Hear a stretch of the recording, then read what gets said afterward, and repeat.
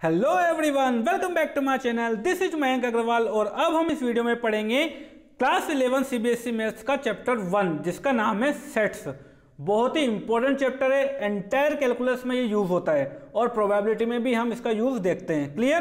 तो हमको बहुत ही ध्यान से स्टेप बाय स्टेप एक एक चीज पढ़ते हुए और नोट करते हुए चलना है ताकि आपको रिवीजन के टाइम पर भी दिक्कत ना आए। आप चाहें तो डायरेक्टली मेरे नोट्स पीडीएफ डाउनलोड कर सकते हैं, आपको डिस्क्रिप्शन में मिल जाएगी, और आप चाहे तो आपके खुद के नोट्स भी तैयार कर सकते हैं। और मैं आपको यही रिकमेंड करूंगा कि आप नोट्स खुद के तैयार करें। क्लियर? क्योंकि बहुत सी ऐसी बातें होती है जो कि हो सकता है आपने प्रीवियस क्लास में पढ़ी हो और आपको ना पता हो, तो वो भी इंक्लूड करना जरूरी होता है। क्लियर? तो इस वीडियो में हम बेसिकली पढ़ेंगे एक्सरसाइज 1.1 का इंट्रोडक्शन, जिसमें हम सेट्स के डेफिनेशन के बारे में पढ़ेंगे, उनको रिप्रेजेंट कैसे किया जाता है उसके बारे में पढ़ेंगे। तो सबसे पहले हम देखते हैं what is a set. Set की डेफिनेशन क्या है, किसको हम सेट कहेंगे? तो देखिए, set is a well defined collection of objects. Objects का वेल डिफाइंड कलेक्शन अगर होगा तो उसको हम बोलेंगे सेट। अब वेल डिफाइंड का मतलब क्या है? वेल डिफाइंड का मतलब है it should not vary person to person. मतलब देखिए एग्जांपल समझते हैं। सपोज हमने अलग अलग पर्सन से पूछा टॉप 5 क्रिकेटर्स ऑफ इंडिया बताइए, इंडिया के top 5 cricketers.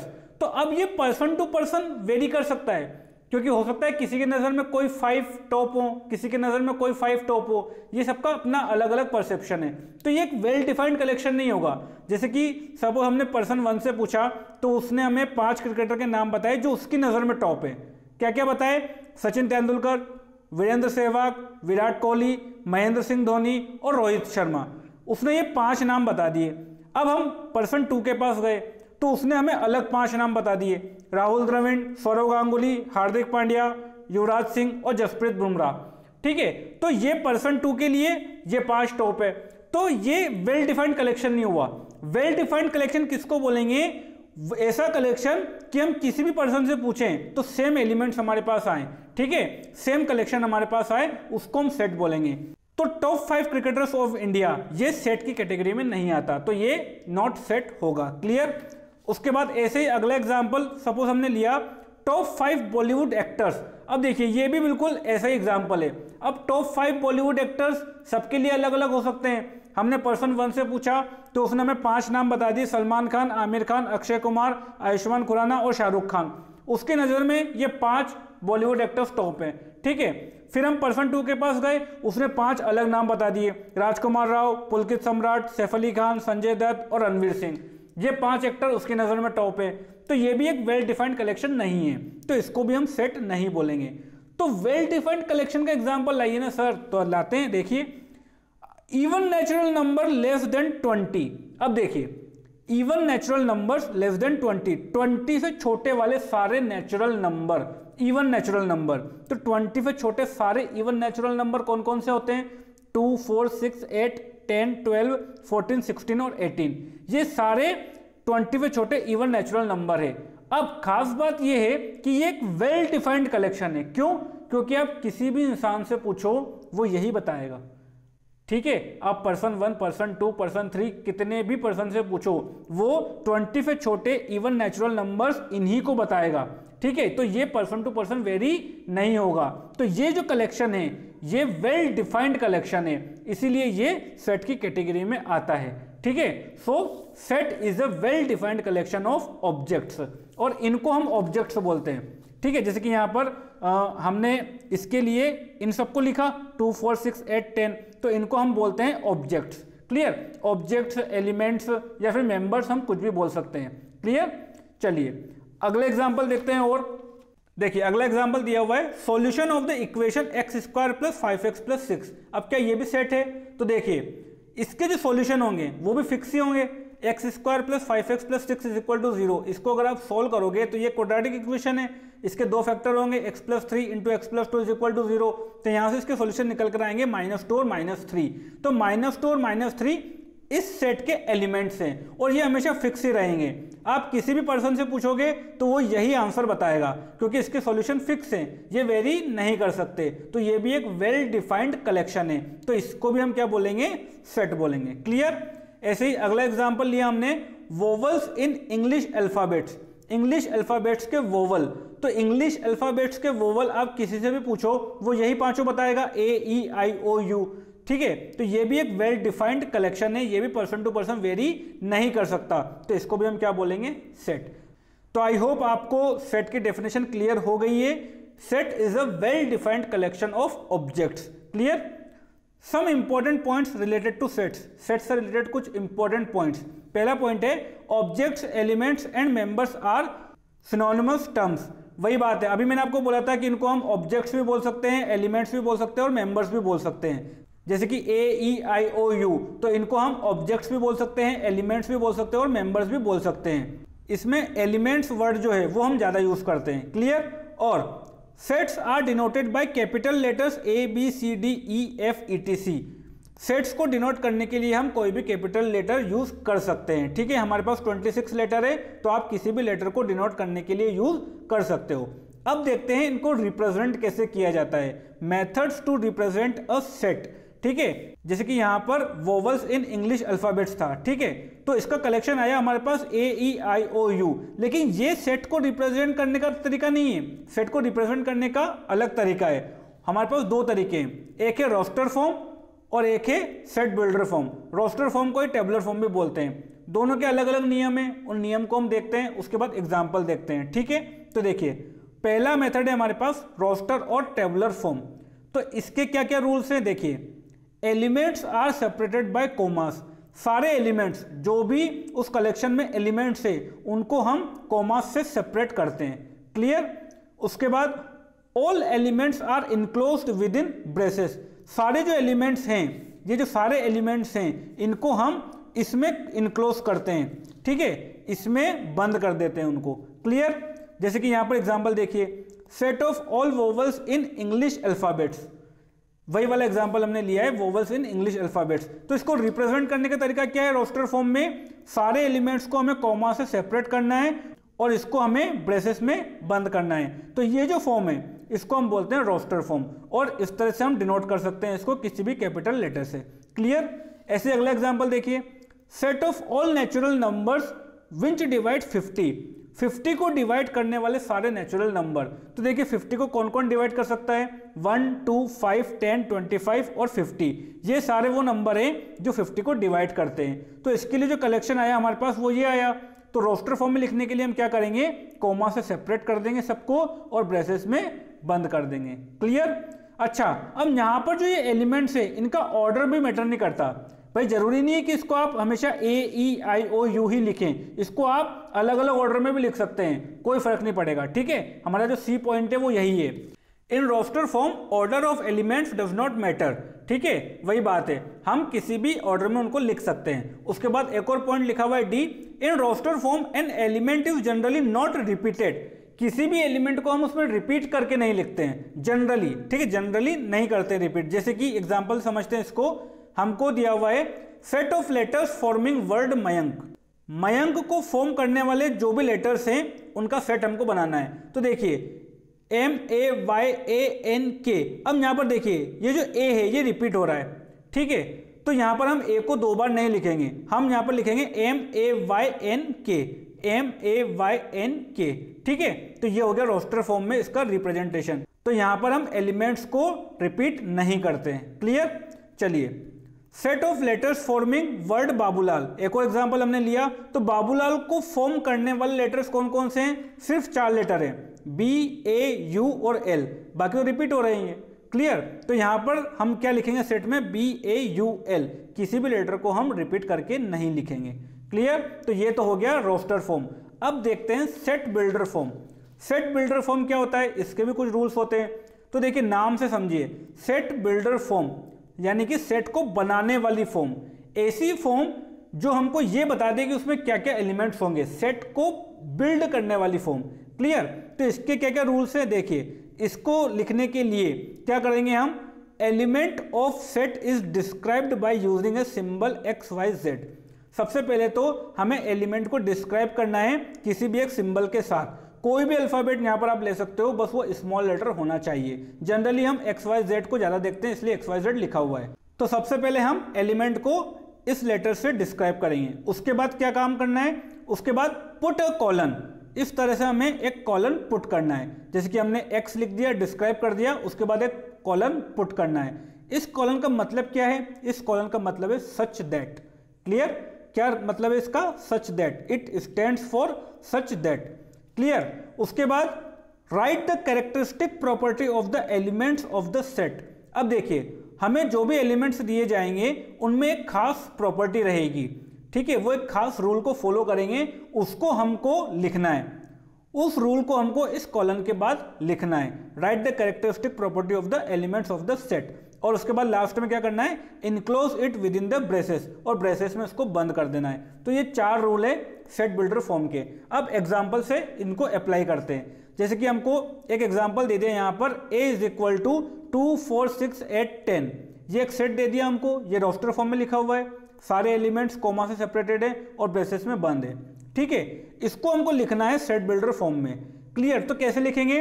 Set builder form के लिए सबसे पहला काम, एलिमेंट्स को हमें किसी भी एक सिंबल से डिस्क्राइब करना है। तो हमने उठा लिया x, ठीक है, x ले लिया। तो सबसे पहले हमने लिखा यहाँ पर x, उसके बाद हमको लगाना है कॉलन, ये लगाया हमने कॉलन। उसके बाद कैरेक्टरिस्टिक प्रॉपर्टी लिखनी है एलिमेंट्स की। तो अब देखिए, इन एलिमेंट्स को ध्यान से देखिए, इनमें खास तरह की प्रॉपर्टी है, ठीक है। क्या प्रॉपर्टी है? ये 2 4 6 8 10 लिखा हुआ है, तो इनकी प्रॉपर्टी ये है कि ये इवन नेचुरल नंबर है, 10 से छोटे, ठीक है, 10 या उससे छोटे इवन नेचुरल नंबर ये हैं। तो वही चीज हमको यहाँ पर लिखनी है, वही बात हमें यहाँ पर लिखनी है, यही इनकी प्रॉपर्टी है कि ये 10 या उससे छोटे इवन नेचुरल नंबर हैं। तो क्या लिखेंगे? x is N even natural number less than और इक्वल टू 10, ठीक है। लेस देन 10 नहीं लिख सकते, अगर लेस देन 10 लिख दिया तो 10 से छोटे वाले आएंगे सारे, 10 नहीं आएगा। अब यहाँ पर 10 भी आ रहा है, तो हम क्या लिखेंगे? लेस देन और इक्वल टू 10। क्लियर? और देखिए, सेट बिल्डर फॉर्म की एक बात ये भी है कि इसका कोई फिक्स नहीं होता। ये स्टेटमेंट जो हमने प्रॉपर्टी लिखी है ये फिक्स नहीं होती, इसको आप अलग अलग तरीके से लिख सकते हैं। क्लियर? जैसे कि हमने यहाँ पर एक और लिखा हुआ है, x सच दैट। अब यहाँ पर प्रॉपर्टी हमने क्या लिखी है? x is equal to 2n। x जो है वो क्या है? 2n के इक्वल है। जहां पर n क्या है? अब n को भी हमको यहाँ पर बताना पड़ेगा, where n is a natural number and n is from 1 to 5। n एक नेचुरल नंबर है और n की जो वैल्यू है वो 1 से 5 तक ही जा रही है, ये भी हमको यहाँ पर लिखना है। सिर्फ x is equal to 2n लिखना काफी नहीं है, क्योंकि अगर x is equal to 2n ही यहाँ पर लिखा, तो अगर आपने n की वैल्यू यहाँ पर 6 रख दी, अगर आपने यहाँ पर n की वैल्यू 1 to 5 नहीं लिखी, तो फिर यहाँ पर n की वैल्यू आप 6 भी रख सकते हो, तो उससे फिर एलिमेंट 12 भी आ जाएगा। लेकिन हमें तो ऐसा बिल्ड करना है इसको कि सिर्फ यही एलिमेंट्स आए हमारे पास, ठीक है। तो इसलिए हमको यहाँ पर लिखना पड़ेगा कि n is a natural number. n is a natural number लिखना जरूरी क्यों है? क्योंकि अगर आपने ओनली 2n लिखकर छोड़ दिया और अगर आपने ये नहीं लिखा कि n is a natural number, तो फिर n तो कोई भी वैल्यू ले सकता है, फिर n तो नेगेटिव वैल्यू भी ले लेगा, और अगर नेगेटिव वैल्यू ले ली तो फिर यहाँ पर एलिमेंट्स नेगेटिव आ जाएंगे। लेकिन हमारे सेट में तो नेगेटिव एलिमेंट है ही नहीं, तो आपको एक एक चीज यहाँ पर इस तरीके से लिखनी है कि कोई भी अगर इससे एलिमेंट लिखना चाहे तो वो यही एलिमेंट्स आए। क्लियर? यही मतलब होता है सेट बिल्डर फॉर्म का, सेट को बिल्ड करने वाली फॉर्म। और इसका कोई एक पर्टिकुलर आंसर नहीं है, आप अपनी लैंग्वेज में इसका आंसर लिख सकते हो, अपनी लैंग्वेज में इसकी प्रॉपर्टी लिख सकते हो। क्लियर? और इसको भी लास्ट में वही हमको ब्रेसेस में भी बंद करना है। क्लियर? तो इसको पढ़ते कैसे हैं? जैसे कि ये लिखा हुआ है, यहाँ पर लिखा हुआ है x फिर कॉलन, इसका मतलब है सच दैट, मतलब x such that x is an even natural number less than or equal to 10. x such that x is equal to 2n where n is a natural number and n is from 1 to 5. Clear? चलिए, इसके बाद एक और example हमको दिया हुआ है set c, इसको डिनोट किया हुआ है c से। रोस्टर फॉर्म में हमको दिया हुआ है 2 3 5 7 11 13 17 और 19, ये सारे एलिमेंट्स दिए हुए हैं, और इसको भी हमको सेट बिल्डर फॉर्म में लिखना है। ठीक है, राइट इन सेट बिल्डर फॉर्म। तो सेट बिल्डर फॉर्म में लिखने के लिए क्या करेंगे? वही पहले डिस्क्राइब करेंगे एक सिंबल से, यहाँ पर ले लिया x, फिर कॉलन, उसके बाद इनकी प्रॉपर्टी। अब देखिए इन नंबर्स में क्या प्रॉपर्टी है, 2 3 5 7 11 13 17 19, ये सारे नंबर्स जो हैं ये प्राइम नंबर्स हैं। ठीक है, लेकिन प्राइम नंबर्स भी कौन कौन से? ये 20 छोटे प्राइम नंबर है। क्लियर? तो यहाँ पर हम क्या लिखेंगे?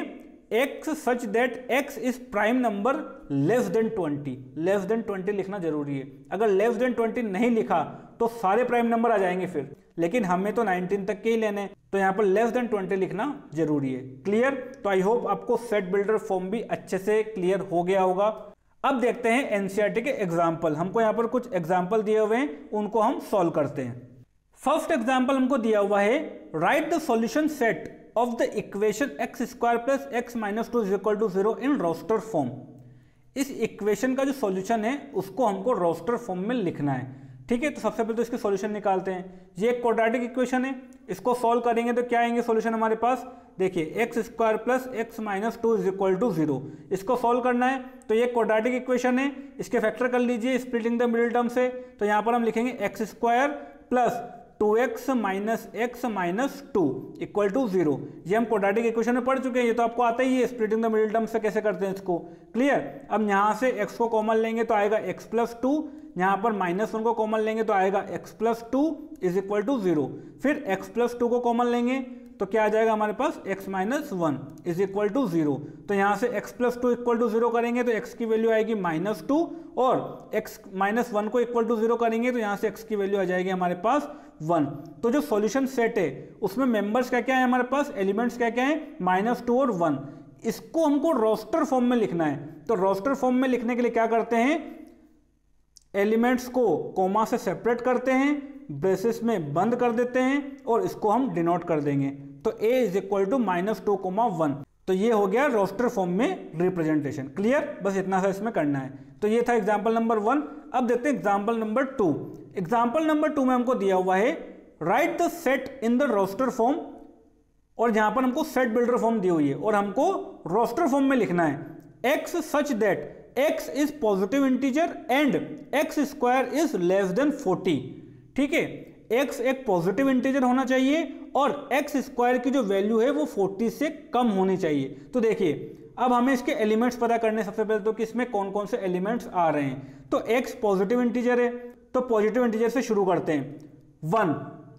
ठीक, अब 1 स्क्वायर करके देखो क्या वो 40 से कम है? यस। 1 स्क्वायर कितना होता है हमारे पास? 1 स्क्वायर होता है हमारे पास 1। ठीक है, फिर लिया 2 स्क्वायर कितना होता है? 4, ये भी 40 से कम है तो ये भी इंक्लूड हो जाएगा। फिर लेते हैं 3 स्क्वायर कितना होता है हमारे पास? 9, ये भी 40 से कम है तो ये भी इंक्लूड हो जाएगा। फिर लिया 4 स्क्वायर कितना है? 16 भी 40 से कम है तो ये भी इंक्लूड हो जाएगा, 4 इंक्लूड हो जाएगा मतलब। ठीक है, हमको x लेना है, x स्क्वायर नहीं लेना है। x is a positive integer और x स्क्वायर 40 से कम होना चाहिए तो हमको x लेना है, x स्क्वायर नहीं लेना है। क्लियर? उसके बाद लिया 5 स्क्वायर होता है 25। ठीक है, तो 25 भी 40 से छोटा है तो 5 भी इंक्लूड हो जाएगा। फिर लिया हमने 6 स्क्वायर होता है 36 भी 40 से छोटा है तो ये भी इंक्लूड हो जाएगा। फिर लिया हमने 7 स्क्वायर अब हो जाएगा 49, तो ये हो गया 40 से बड़ा, तो इसको अब हम इंक्लूड नहीं करेंगे, यानी कि 7 को इंक्लूड नहीं करेंगे। तो इस सेट के लिए मेंबर्स कौन कौन से हैं हमारे पास? 1 2 3 4 5 और 6। तो इनको अब रोस्टर फॉर्म में लिख दीजिए, हमको रोस्टर फॉर्म में लिखना है। तो रोस्टर फॉर्म में लिखने के लिए क्या करेंगे, कोमा से सेपरेट कर देंगे इनको और ब्रेसेस में बंद कर देंगे और इसको कोई भी नाम दे देंगे। सपोज यहां पर हमने नाम दे दिया सेट बी। ठीक है, तो ये इसका आंसर हो गया। अब अगला एग्जाम्पल देखते हैं। अगला एग्जाम्पल हमको दिया हुआ है example number 3, right the set A 1 4 9 16 25 in set builder form. अब हमको रोस्टर फॉर्म दी हुई है और सेट बिल्डर फॉर्म में लिखना है। तो सेट बिल्डर फॉर्म में लिखने के लिए हम क्या करते हैं, सबसे पहले हम यहाँ पर देखिए ब्रेसेस लगा दिया, उसके बाद यहाँ पर सिंबल लिखते हैं एक्स सच दैट, फिर लगाते हैं कॉलन एक्स सच दैट। अब इनमें प्रॉपर्टी देखो कौन सी प्रॉपर्टी को ये फॉलो कर रहे हैं, क्या खास बात है इनमें। तो यहाँ पर लिखा हुआ है 1, फिर 4, फिर 9 16 25। तो देखिए ये लिखा हुआ है 1 स्क्वायर, फिर ये लिखा हुआ है 2 स्क्वायर, फिर ये लिखा हुआ है 3 स्क्वायर, ये लिखा हुआ है 4 स्क्वायर, फिर ये लिखा हुआ है 5 स्क्वायर और फिर ये चलते जा रहा है। ठीक है, तो ये क्या लिखा हुआ है बेसिकली, जो ये x है, ये x जो है वो लिखा हुआ है n स्क्वायर। ठीक है, इस प्रॉपर्टी को हम इस तरह से लिख रहे हैं, x is equal to n square. और ये सिर्फ 25 तक ही नहीं है, ये आगे तक जा रहा है यहाँ पर। तो यहाँ पर n की वैल्यू हम क्या लिखेंगे, अब यहाँ पर हमने ये तो लिख दिया कि x is equal to n square, लेकिन यहाँ पर 1 स्क्वायर 2 स्क्वायर 3 स्क्वायर तो सिर्फ नेचुरल नंबर का ही स्क्वायर हो रहा है। तो यहाँ पर हम क्या लिखेंगे, where n is a natural number, n is a natural number, ये लिखना जरूरी है। अगर ये नहीं लिखा तो फिर n की वैल्यू तो मैं 1/2 भी रख दूंगा यहाँ पर, और 1/2 का स्क्वायर क्या आएगा 1/4, और 1/4 तो सेट में है ही नहीं। तो हमको इसको इस तरह से रिप्रेजेंट करना है कि यहाँ से इसको पढ़ने के बाद जो भी एलिमेंट हम निकाले वो एलिमेंट हमें इस सेट में मिले। ठीक है, तो x is equal to n square where n is the natural number. Clear? तो इस तरह से इसको हमें सेट बिल्डर फॉर्म में लिखना है। इसको एक तरीके से और लिख सकते हैं, कैसे देखिए, इसको हम लिख सकते हैं x such that x is square of natural number, बस ये भी लिख सकते हैं हम। देखिए यहां से भी इसको पढ़ने के बाद भी आप जो भी एलिमेंट निकालोगे वो यही आएगा, x is square of natural numbers. सारे नेचुरल नंबर्स के स्क्वायर्स जो हैं वो इस सेट के अंदर हैं। क्लियर? चलिए, तो ये हो गया सेट बिल्डर फॉर्म, और इसको भी आप इस तरह से डिनोट कर सकते हैं, जिसकी यहाँ पर a दिया हुआ था तो a इज इक्वल टू, और ये a is equal to. Clear? तो ये हो गया हमारा एग्जाम्पल नंबर 3। अब देखते हैं हम एग्जाम्पल नंबर 4। एग्जाम्पल नंबर 4 हमको क्या दिया हुआ है, write the set 1/2 2/3 3/4 4/5 5/6 6/7 in the set builder form. ये हमको रोस्टर फॉर्म दी हुई है और इसको भी हमको सेट बिल्डर फॉर्म में लिखना है। तो कैसे लिखेंगे, वैसे ही ब्रेसेस लगाया यहाँ पर, सबसे पहले इसको डिनोट कर दो। जैसे हमें क्वेश्चन में यहाँ पर इसका नाम नहीं दिया हुआ है, मतलब डिनोट नहीं किया हुआ है, लेकिन हम कर सकते हैं अपनी तरफ से। तो a इज इक्वल टू, ये ब्रेसेस लगाया, उसके बाद यहाँ पर लिखेंगे हम x सच दैट। अब इसकी प्रॉपर्टी देखो, ये किस प्रॉपर्टी को फॉलो कर रहे हैं। तो यहाँ पर ध्यान से अगर हम देखें तो देखिए 1/2 2/3 3/4 4/5 5/6 6/7, तो यहाँ पर हर एक जो एलिमेंट है उसमें डिनोमिनेटर न्यूमरेटर से एक ज़्यादा है। हर एक एलिमेंट में डिनोमिनेटर न्यूमरेटर से एक ज़्यादा है। ठीक है, तो इसको हम किस तरह से लिख सकते हैं, इसको हम लिख सकते हैं x such that x is equal to n/n+1। इस तरह से लिख सकते हैं इसको। अगर n की वैल्यू 1 है तो x की वैल्यू क्या आएगी 1/2। अगर n की वैल्यू 2 है तो x की वैल्यू क्या आएगी 2/3। अगर n की वैल्यू 3 है तो x की वैल्यू क्या आएगी 3/4। तो देखिए सारे एलिमेंट आए जा रहे हैं, लेकिन n की वैल्यू 6 तक ही जाएगी ओनली। n की वैल्यू जब आप 6 रखोगे तो x की वैल्यू क्या आ जाएगी हमारे पास 6/7। तो ये सारे एलिमेंट्स हमको यहाँ पर मिल जाएंगे। कब? जब हम n की वैल्यू 1 से लेकर 6 तक रखेंगे। तो यहाँ पर हम लिखेंगे where n is from 1 to 6। Clear? इन पर इक्वालिटी आएगी, क्यों? क्योंकि 6 भी इंक्लूडेड है। क्लियर? अगर यहाँ पर इक्वालिटी नहीं लगानी है तो आप इस तरह से लिख सकते हो, इसको इस तरह से भी लिख सकते हो कि n इज लेस देन 7 और ग्रेटर देन इक्वल टू 1। तो इस तरीके से भी आप लिख सकते हो। लेस देन 7 का मतलब क्या है यहाँ पर कि 7 से छोटे वाले n, और n क्या है, n नेचुरल नंबर है, ये भी आपको लिखना पड़ेगा यहाँ पर, क्योंकि 1 से 6 के बीच में तो बहुत सारे n है। ठीक है, लेकिन n नेचुरल नंबर ही रखना है हमको यहाँ पर, तभी तो ये एलिमेंट आएंगे। अगर नेचुरल नंबर नहीं लिखा तो फिर आप n की वैल्यू कोई फ्रैक्शन ले लेंगे तो उससे कोई और एलिमेंट आ जाएगा। ठीक है, तो हमको यहाँ पर ये भी लिखना पड़ेगा and n is a natural number, and n is a natural number. ठीक है, तो इस तरह से हमको ध्यान में रखते हुए आंसर करना है। ये हो गई इसकी सेट बिल्डर फॉर्म। क्लियर? चलिए, इनमें से आपको सिर्फ एक ही यहाँ पर यूज करना है, मैंने आपको यहाँ पर दोनों बता दिए। अच्छा, इसको आप एक तरीके से और लिख सकते हो। एक और तरीका इसको लिखने का क्या है, जैसे कि देखिए a is equal to x such that. अब यहाँ पर हमने लिखा n, तो ये लिखा n+1। अब आप ये भी तो लिख सकते हो यहाँ पर x इज इक्वल टू, नीचे लिख दिया हमने n, अगर नीचे n है तो ऊपर n-1 है। देखिए ध्यान से, n की वैल्यू 2 रखिए तो क्या आएगा, ये 2 - 1 1/2 मिल जाएगा हमको। n की वैल्यू 3 रखिए तो 3 - 1 ये 2/3 मिल जाएगा हमको। तो ऐसे करते करते n की वैल्यू कहाँ तक जाएगी, n की वैल्यू जाएगी 2 से लेकर 7 तक। तो यहाँ पर हम लिखेंगे where n is from 2 to 7। ठीक है, और यहाँ पर भी वही, and n is a natural number. तो आप अपने हिसाब से कोई भी डेफिनेशन यहाँ पर लिख सकते हो, कोई भी प्रॉपर्टी लिख सकते हो। बस इतना ध्यान रहे कि उस प्रॉपर्टी को पढ़ने के बाद जो एलिमेंट्स आए वो यही आए, इनके अलावा और कुछ ना आए और कोई भी मिस ना हो। n is natural number. Clear. चलिए, तो ये हो गया हमारा एग्जाम्पल नंबर 4। अब देखते हैं example number 5। Match the column में ये match each of the set on the left described in the roster form with the same set on the right described in the set builder form. यहाँ पर हमको roster form दी हुई है, यहाँ पर हमको सेट बिल्डर फॉर्म दी हुई है, और हमको मैच करना है कि कौन सा सेट किसका है। क्लियर। तो यहाँ से स्टार्ट करते हैं, क्योंकि ये सेट बिल्डर फॉर्म है, ठीक है, यही तो हमको बताएगी कि इनमें क्या क्या एलिमेंट्स आ रहे हैं। तो यहाँ से स्टार्ट करते हैं। फर्स्ट हमको दिया हुआ है x such that x is a positive integer and a divisor of 18। x एक पॉजिटिव इंटीजर है और 18 का डिवाइजर है। तो 18 के डिवाइजर निकालो आप। यहाँ पर a वाला हम कर रहे हैं। 18 के डिवाइजर कौन कौन से हो सकते हैं? 18 का डिवाइजर 1 है, 1 18 को डिवाइड करता है पूरी तरह। 18 का डिवाइजर 2 भी है, 2 भी इसको डिवाइड करता है। 18 का डिवाइजर 3 भी है, 3 भी इसको डिवाइड करता है। 18 का डिवाइजर 4 नहीं है, 5 नहीं है, 6 भी है, ठीक है। उसके बाद 7 नहीं है, 8 नहीं है, 9 है, ठीक है। उसके बाद 10 11 12 13 14 15 16 17 कुछ भी नहीं है, फिर 18 है, क्योंकि 18 भी 1 टाइम डिवाइड करता है इसको। तो 1 2 3 6 9 18 हमारे पास इसके एलिमेंट है, और ये सारे पॉजिटिव इंटीजर्स भी हैं, ठीक है। तो ये कंडीशन सेटिस्फाई हो रही है इन सब एलिमेंट्स के लिए। तो इन एलिमेंट्स से बना हुआ सेट देख लीजिए कहाँ पर है, ये रहा हमारे पास, ठीक है। तो 3 का आंसर क्या है? ए। क्लियर। तो यहाँ पर हम लिख लेते हैं थर्ड का जो आंसर आएगा वो आएगा ए आएगा। क्लियर। चलिए, अब बी पार्ट देखते हैं इसका। x such that x is an integer and x square minus 9 is equal to 0। x ऐसा है, x वो है जो कि एक इंटीजर भी है और x square minus 9 is equal to 0 भी है। तो पहले तो इस इक्वेशन को सॉल्व कर लीजिए आप। x square minus 9 is equal to 0 मतलब x square is equal to 9, और x square is equal to 9 है अगर, तो x की वैल्यू क्या आएगी हमारे पास? +3 और -3। तो x एक इंटीजर भी है। अब यहाँ पर +3 और -3 दोनों ही इंटीजर भी है, तो यहाँ पे जो सेट बनेगा हमारे पास उसके एलिमेंट क्या क्या है? 3 और -3 है। तो 3 और -3 से बना हुआ सेट यहाँ पर कहाँ है? ये रहा। तो 4 का आंसर क्या हो गया? बी हो गया। तो 4 का आंसर हो गया हमारे पास बी। अगला, x such that x is an integer and x + 1 is equal to 1। x एक इंटीजर भी होना चाहिए और इस इक्वेशन को सेटिस्फाई भी करना चाहिए। तो इस इक्वेशन को सॉल्व कर लो।